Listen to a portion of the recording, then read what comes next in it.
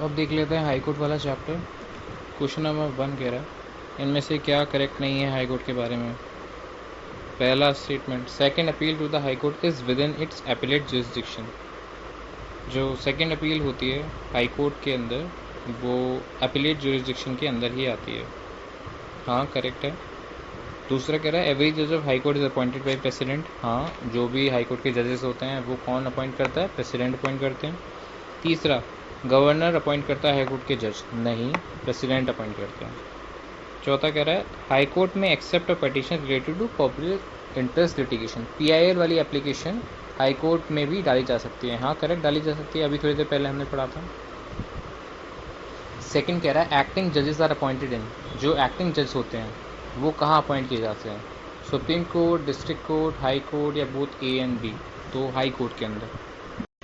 हमने लास्ट वाले चैप्टर में 2 जजेस के बारे में पढ़ा था, एक थे एडहॉक जज और एक थे एडिशनल जज। एडहॉक जज मैंने बताए थे। एडहॉक जज कहाँ पर होते हैं? जब प्रॉपरली काफ़ी सारे जज एब्सेंट हो जाते हैं, किसी भी वजह से सुप्रीम कोर्ट का कोरम पूरा नहीं हो पाता है, तो हम एडहॉक जज को यूज़ करते हैं। एडिशनल जज क्या होता है? ऑलरेडी फुल स्ट्रेंथ के अंदर हाई कोर्ट के अंदर सारे जजेस आ रहे हैं, फिर भी काम पेंडिंग में जा रहा है, तो हम कुछ और जजेस को मंगवाते हैं या फिर और जजेस नियुक्त करते हैं 2 साल के लिए, टेम्प्रेरी पीरियड के लिए, उसे बोलते हैं एडिशनल जज। अब एक्टिंग जज। एक्टिंग जज क्या होता है? मान के चलिए कि हाई कोर्ट के अंदर 10 टोटल जजेस थे, 10 में से 3-4 जज एब्सेंट हो गए। 3-4 जज जब अगर एब्सेंट हो गए तो अब जजेस की ज़रूरत पड़ रही है। अब जजेस की ज़रूरत पड़ेगी अगर हमारे नॉर्मली जितना जज का स्ट्रेंथ है उससे कम अवेलेबल हैं और हमको अभी चाहिए पूरी रिक्वायरमेंट फुलफ़िल करने के लिए। यानी हमारे 10 जज हैं नॉर्मली और 8 प्रेजेंट हैं, 2 एब्सेंट हैं, तो वो जो 2 की कमी पूरी करनी है फुल स्ट्रेंथ के अंदर, तो हम जिन जजेस को टेम्प्रेरी तौर पे नियुक्त करेंगे हाई कोर्ट के अंदर उसको बोला जाएगा एक्टिंग जज। जब तक कि वो जो 2 जज छुट्टी पे गए हैं वो वापस नहीं आ जाते, उन 2 की जगह कोई और काम करता रहेगा हाई कोर्ट का जज बन के, उसे बोलेंगे एक्टिंग जज। तो एडिशनल जज होते हैं जब हमको संख्या से, हमारी संख्या ऑलरेडी है, 10 लोग थे, 10 लोग आ रहे हैं, हमें 12 करने हैं, तो हम एडिशनल जज लेके आएंगे। 10 लोगों में से 8 लोग ही आ रहे हैं, 2 गायब हैं, उन 2 की जगह भरने के लिए जो हम जज लेके आएंगे उन्हें बोलेंगे एक्टिंग जज। तो एक्टिंग जज, एडिशनल जज किस में होते हैं? हाई कोर्ट में। एडहॉक जजेस होते हैं सुप्रीम कोर्ट में। अच्छे से समझ में आ गया होगा। अब थर्ड वाला क्वेश्चन, सैलरीज एंड अलाउंसेस। जो सैलरी होती हैं, अलाउंसेस होते हैं हाई कोर्ट के जज के, वो कौन से फंड से लिए जाते हैं? तो वो लिए जाते हैं कंसोलिडेटेड फंड ऑफ स्टेट से। हाई कोर्ट के जज की सैलरी और अलाउंसेस स्टेट के फंड से ली जाती है, लेकिन एक बार हाई कोर्ट का जज रिटायर हो जाएगा और पेंशन लेने लगेगा, तो जो पेंशन उसको दी जाएगी वो कंसोलिडेटेड फंड ऑफ इंडिया से दी जाएगी। Pension consolidated fund of India से, लेकिन जब तक वो जज के रूप में काम कर रहा है, रिटायर नहीं हुआ है, तब तक कंसोलिडेटेड फंड ऑफ स्टेट से दी जाती है। थर्ड और फोर्थ क्वेश्चन हमारे खत्म हो गए। फिफ्थ क्वेश्चन, जो रिटायरमेंट एज होती है हाई कोर्ट के जज की वो कौन सी होती है? 62 ईयर्स होती है। ठीक है, 6 वाला क्वेश्चन डायरेक्टली एक्सप्लेन वाला पार्ट पे चलते हैं कि टोटल कितने हाई कोर्ट्स हैं इंडिया के अंदर? 25 हाई कोर्ट्स हैं, बिल्कुल करेक्ट है। कौन से पार्ट में आता है हाई कोर्ट? तो पार्ट 6 में आता है, यानी स्टेट वाले पार्ट में आता है हाई कोर्ट। पंजाब, हरियाणा और चंडीगढ़ का सेम हाई कोर्ट है जिसे बोलते हैं चंडीगढ़ हाई कोर्ट। दिल्ली का अपना खुद का भी हाई कोर्ट है जिसे बोलते हैं दिल्ली हाई कोर्ट, तो ये याद रहना चाहिए। 7th वाला डायरेक्ट एक्सप्लेनेशन पर आते हैं।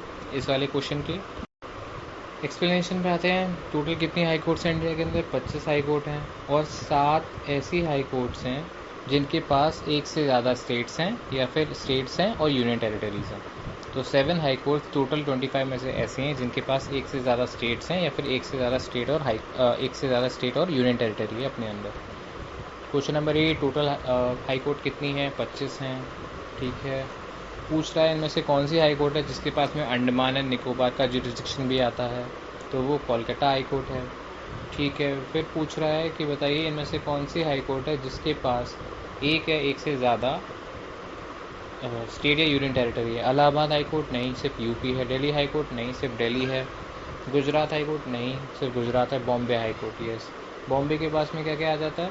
महाराष्ट्र आ गया, गोवा आ गया, Dadar Nagar Haveli and Daman and Diu आ गई। तो बॉम्बे हाई कोर्ट के पास में महाराष्ट्र भी है, गोवा भी है और दादरा नगर हवेली है, दमन एंड दीव भी है।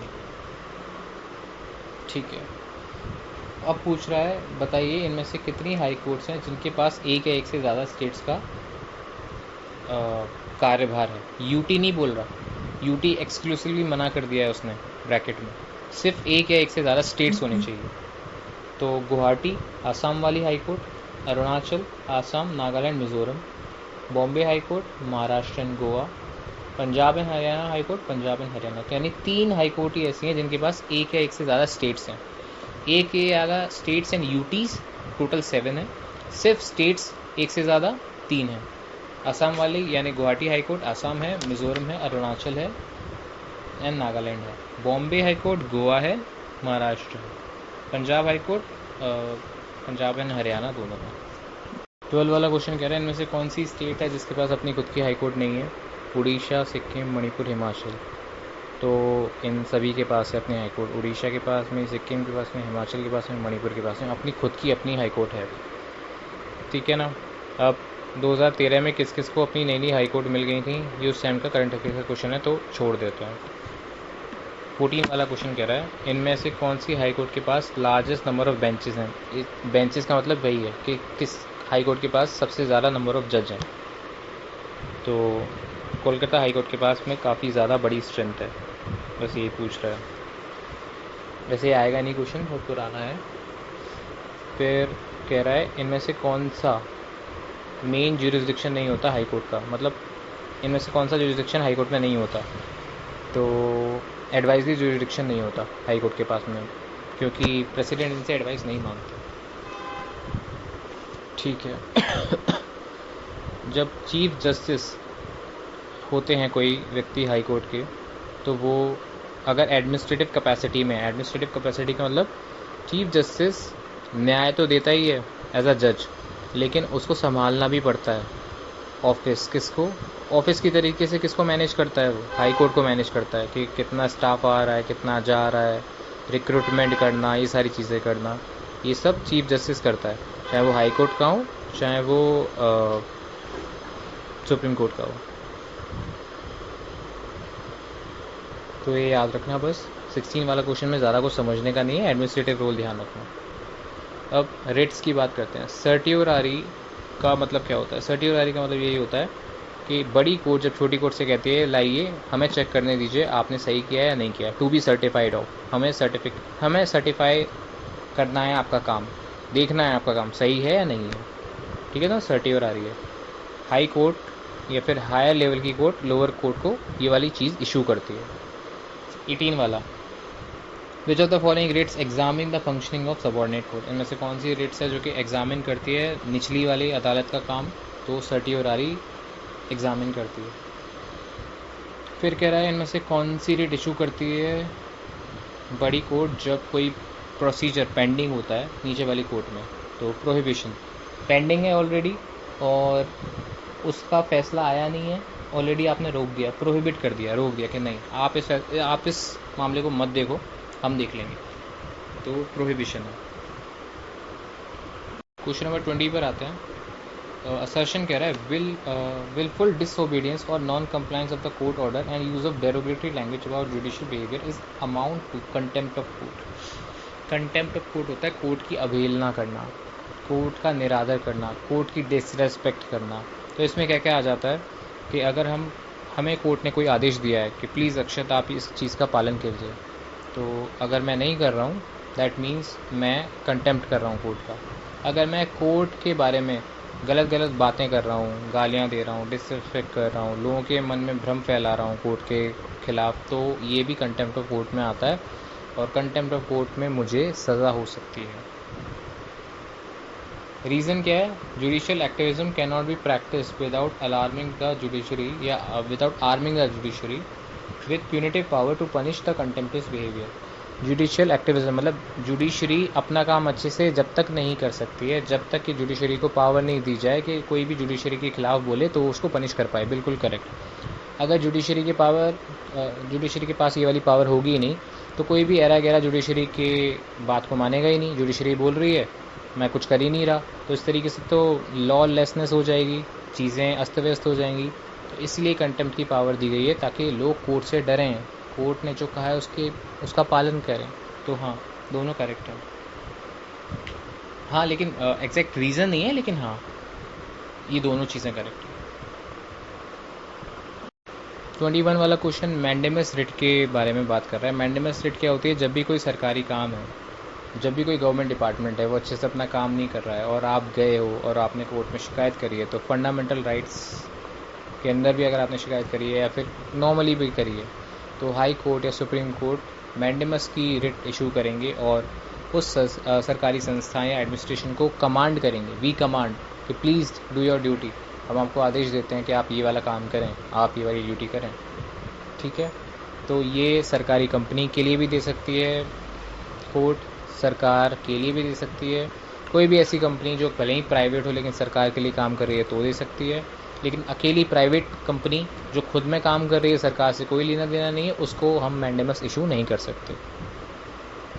22 की जो रिट्स इशूइंग पावर होती हैं हाई कोर्ट की, वो किस किस की मतलब किस किस चीज़ के प्रोटेक्शन के लिए इशू कर दी जाती हैं? कॉन्स्टिट्यूशनल राइट, हाँ। स्टैट्यूटरी राइट, हाँ। फंडामेंटल राइट्स, हाँ। लेकिन जो सुप्रीम कोर्ट्स की रिट इशूइंग पावर होती है वो सिर्फ और सिर्फ फंडामेंटल राइट्स के लिए इशू हो सकती हैं, बाकी और किसी राइट के लिए नहीं हो सकती। तो ये ध्यान रखना, इसीलिए हाई कोर्ट का रिट इशूइंग पावर ज़्यादा बड़ा है, सुप्रीम कोर्ट का रिट इशूइंग पावर छोटा है। 23 वाला भी क्वेश्चन यही कह रहा है। असर्शन कह रहा है कि हाई कोर्ट के पास ज़्यादा बेटर चांस है कि वो प्रोटेक्ट कर पाए सिटीज़न को as compare to Supreme Court. क्यों? हाँ, क्योंकि सुप्रीम कोर्ट रिट इशू कर सकती है सिर्फ फंडामेंटल राइट्स के केस में, लेकिन हाई कोर्ट किसी भी केस में रिट इशू कर सकती है। तो हाई कोर्ट के पास ज़्यादा बड़ी पावर है रिट्स को लेके सुप्रीम कोर्ट के कंपैरिजन में। 24 वाला क्वेश्चन कह रहा है कि अगर हाई कोर्ट के जज को रिमूव करना होता है तो उसका प्रोसीजर सेम टू सेम वैसा ही है जैसे सुप्रीम कोर्ट के जज को रिमूव करना होता है। बिल्कुल करेक्ट। दूसरा स्टेटमेंट कह रहा है कि अगर रिटायर होता है जज हाई कोर्ट से तो हाई कोर्ट का जज किसी भी और कोर्ट के अंदर वकालत नहीं कर सकता। जजशिप की बात नहीं कह रहा, मतलब किसी का वकील नहीं बन सकता, नहीं, ये गलत है। सुप्रीम कोर्ट का जज अगर रिटायर हो गया तो वो किसी भी कोर्ट में वकालत नहीं कर सकता। हाई कोर्ट का जज अगर रिटायर हो गया तो वो जहाँ से रिटायर हुआ है, जिस हाई कोर्ट में उसने काम कर रखा है, वहाँ वकालत नहीं कर सकता। बाकी किसी और भी हाई कोर्ट में भी कर सकता है, सुप्रीम कोर्ट में भी वकालत कर सकता है। वकालत मतलब किसी और का वकील बन सकता है। 25 वाला कह रहा है हाई कोर्ट का जज को अगर रिटायर होना है, मतलब रिटायर नहीं, रिज़ाइन करना है, तो किसको रेजिग्नेशन लेटर देगा? रेजिग्नेशन लेटर देगा प्रेसिडेंट को। प्रेसिडेंट ने ही उसे अपॉइंट किया था और प्रेसिडेंट को ही रिज़ाइन लेटर देगा वो। अब चलते हैं क्वेश्चन नंबर 27 पे। पूछ रहा है कि जो डिस्प्यूट था राम जन्मभूमि केस का, वो किस प्रकार का था, कैसा प्रकार का केस था? रिट पिटिशन थी, टाइटल सूट था, क्लेम फॉर कंपनसेशन था, जुडिशियल रिव्यू था? तो ये टाइटल सूट था। टाइटल सूट का मतलब होता है प्रॉपर्टी का असली मालिक कौन है। तो राम जन्मभूमि केस, ये ज़मीन किसकी है? मुस्लिम्स की है, हिंदू की है? तो ये जो प्रॉपर्टी है वो किसकी है? तो वो किस तरीके के केस बोले जाते हैं? टाइटल सूट बोला जाता है उनको। ठीक है, उसके बाद में हमको चलना है क्वेश्चन नंबर 31 पे। बोल रहा है कि जो टर्म है डिस्ट्रिक्ट जज, वो कौन से आर्टिकल में यूज़ किया गया है? आर्टिकल 233। देखो, डिस्ट्रिक्ट जज कौन होता है? एक ज़िले का सबसे बड़ा जज होता है, उसे बोलते हैं डिस्ट्रिक्ट जज। अब उस डिस्ट्रिक्ट जज के अलग अलग नाम होते हैं। उसको किसी किसी जगह सेशन जज बोला जाता है, किसी किसी स्टेट के अंदर, किसी जगह नॉर्मल डिस्ट्रिक्ट जज बोला जाता है, किसी जगह चीफ प्रेसिडेंसी मजिस्ट्रेट बोला जाता है। बोलते हैं ना कि हमें इसको मजिस्ट्रेट के सामने एक तरीके से शो करना है। पुलिस अगर आपको पकड़ती है तो 24 घंटे के अंदर आपको मजिस्ट्रेट के सामने हाजिर करती है। तो मजिस्ट्रेट और कोई नहीं होता, डिस्ट्रिक्ट जज होता है। डिस्ट्रिक्ट जज यानी जिला का सबसे बड़ा जज। और वो जो जज होता है वो दोनों मामले देखता है, सिविल मामले भी देखता है, क्रिमिनल मामले भी देखता है। तो एक जो कचहरी होती है या फिर कोर्ट होती है, अगर आप किसी भी जैसे अलीगढ़ है, अलीगढ़ के अंदर अगर आप जाओगे तो अलीगढ़ के अंदर दो प्रकार की कोर्ट मिलेंगी, एक सिविल कोर्ट, एक क्रिमिनल कोर्ट। तो दोनों कोर्ट को वही बंदा चला रहा होता है, बंदा चला रहा होता है दैट मीन्स वही मैनेज कर रहा होता है। उसके नीचे और भी जज होते हैं, एडिशनल डिस्ट्रिक्ट जज जैसे बोलते हैं, उससे नीचे सबॉर्डिनेट वाले। लेकिन सबसे हाईएस्ट जज कौन होता है डिस्ट्रिक्ट में? डिस्ट्रिक्ट जज होता है। जैसे सुप्रीम कोर्ट का सबसे बड़ा जज कौन सा है? CGI। हाई कोर्ट का सबसे बड़ा जज कौन सा है? Chief justice of high court. Similarly किसी डिस्ट्रिक्ट का सबसे बड़ा जज कौन है? डिस्ट्रिक्ट जज। उसको अलग नाम से जानते हैं, सेशन जज भी बोलते हैं, चीफ मजिस्ट्रेट भी बोलते हैं, या चीफ जज भी बोलते हैं उसे, ठीक है। ट्रिब्यूनल जज नहीं बोलते, क्योंकि ट्रिब्यूनल जज कोई दूसरी चीज़ होती है। ट्रिब्यूनल का जज होता है ट्रिब्यूनल जज। ट्रिब्यूनल अलग चीज़ है, हमारी कोर्ट अलग है। 35 वाले क्वेश्चन पर आते हैं। इसमें जुडिशियल कस्टडी की बात हो रही है। जुडिशियल कस्टडी या पुलिस कस्टडी क्या होती है, बस मैं समझा देता हूँ। जुडिशियल कस्टडी, पुलिस कस्टडी, देखो सबसे पहले किसी मान के चलो कहीं चोरी हो गई, किसी ने किसी के खिलाफ रिपोर्ट लिखवाई कि देखिए इसने ना मेरे घर से ये चीज़ें चुरा ली। पुलिस आई, पुलिस ने उस व्यक्ति को पकड़ लिया जिसके खिलाफ रिपोर्ट लिखाई गई थी। पुलिस ने उसे पकड़ लिया और पुलिस उसको थाने लेके आ गई। थाने में जो लॉकअप होता है वहाँ उसको बंद कर दिया। तो जब थाने में वो लॉक्ड है उसे बोलते हैं पुलिस कस्टडी। अब वो पुलिस की कस्टडी में है। अब रूल ये है कि जब भी आप किसी को गिरफ्तार करते हो तो 24 घंटे के अंदर अंदर उसको मजिस्ट्रेट या डिस्ट्रिक्ट जज को पेश करना पड़ता है कि वो सही सलामत है या नहीं है। तो 24 घंटे के अंदर अंदर उस चोरी के आरोपी व्यक्ति को पुलिस ले गई न्यायालय, अदालत, और वहाँ पे पुलिस ने बताया कि देखिए सर इसने ऐसे ऐसे चोरी करी है, मतलब इस पे आरोप है और हमने इसे पकड़ा है। अब बताइए सर क्या किया जाए? हमें इससे पूछताछ करनी है। तो जज क्या बोलेगा? जज कहेगा अच्छा ठीक है, आप ना अब इसको जेल में बंद कर दो। जेल अलग जगह होती है, थाना अलग होता है। तो मेन जो जेल है डिस्ट्रिक्ट की, वहाँ पे उसे बंद कर दिया जाएगा। तो अब वो जो जेल में पहुँच गया, मेन वाली जेल में, इसे बोलेंगे जुडिशियल कस्टडी, पुलिस कस्टडी नहीं बोलेंगे। अब पुलिस को जब जब उसे पूछताछ करनी है तो पुलिस जज से परमिशन लेगी, उसके पास जाएगी, उसका बयान लेगी। ये सब इसलिए किया जाता है ताकि वो पुलिस से दूर रहे, पुलिस उसको मार पीट ना दे, उसे वो धमका ना दे, उसको परेशान ना करे और वो भागे भी ना। तो इसलिए जुडिशियल कस्टडी अलग चीज़ है, पुलिस कस्टडी अलग चीज़ है, तो ये याद रखना। 36 वाला क्वेश्चन है लोक अदालत क्या होते हैं। तो लोक अदालत के अंदर क्या होते हैं? बेसिकली उसमें रिटायर्ड जज होते हैं, सिटिंग जज होते हैं, कुछ और मेंबर्स होते हैं, लॉयर और सोशल वर्कर। वो गांव-गांव में आते हैं और जो डिस्प्यूट्स होते हैं, छोटे मोटे डिस्प्यूट्स होते हैं, उसको सुलझा देते हैं। तो लोक अदालत वही होती है और इसके अंदर क्रिमिनल मामले और सिविल मामले दोनों होते हैं, तो ये याद रखना। तो लोक अदालत, ग्राम न्यायालय भी एक तरीके से ऐसा ही है, विलेज कोर्ट्स और लोक अदालत में ज़्यादा फ़र्क नहीं है। मोबाइल कोर्ट किसका ब्रेन चाइल्ड था? Question number 38। तो मोबाइल कोर्ट किसने इमेजिन किया था कि लोगों के घर घर जाके उनका जो जस्टिस है उनको डिलीवर करना? डॉक्टर APJ अब्दुल कलाम ने। तो यहाँ पे तो हमारा हाई कोर्ट ख़त्म हो गया है। यहाँ पे 200 क्वेश्चन हमने कवर कर लिए, स्टेट लेजिस्लेचर से लेके सुप्रीम कोर्ट से लेके हाई कोर्ट तक। अब हम नेक्स्ट फेज़ में देख लेंगे आपका सेंटर एंड स्टेट रिलेशन देखेंगे, इमरजेंसी प्रोविजंस देखेंगे और बाद में पंचायती राज देख लेंगे। तो ये बहुत ज़्यादा बड़े बड़े चैप्टर हैं, फिर सिर्फ 2 चैप्टर्स रह जाएंगे कल के लिए।